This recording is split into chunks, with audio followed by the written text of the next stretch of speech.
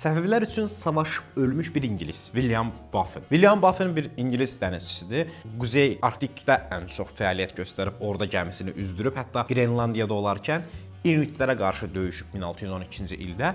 Xüsusilə də Kanadanın şimalından bir yol axtarırdı ki, necə bir dəniz yolu tapa bilər. Və bu yolda da Kanadanın ən böyük adalarından biri olan Baffin adasını kəşf etdiyinə görə Baffin adası elə onun adından gəlir, William Baffinin adından. Daha sonra Qırmızı dənizə gəlmiş və Böyük Britaniya tərəfindən Səfəvilərə yardım üçün göndərilmişdir. Bilirsiniz ki, Səfəvi şahı, Şah Abbas Hörmüzü Portuqallılardan almaq üçün ingilislərlə müqavilə imzalayır və bu vaxtı onun ən çox ehtiyac duyduğu şey donanma idi. Və bu təcrübəli dənizçini də ingilislər ona göndərirlər və gəlib o Portuqallıların qalasını müşahidə etməyə başlayır ki, necə hücum eləmək olar, hardan vurmaq gərəkdir. Və buna görə də öz gəmisi ilə Hörmüzdə Qəşim adasına yaxınlaşaraq Portuqal qalasının hündürlüyünü ölçərkən bir Portuqal nişançısı tərəfindən vurulur və öldürülür. Daha sonra isə İngilis donanması yardımı ilə 12 minlik Səfəvi ordusu İmamqulu xanın başçılığı altında Qəşim adasına hücum edir və Portuqallıları 1622-ci ildə silib oradan atırlar.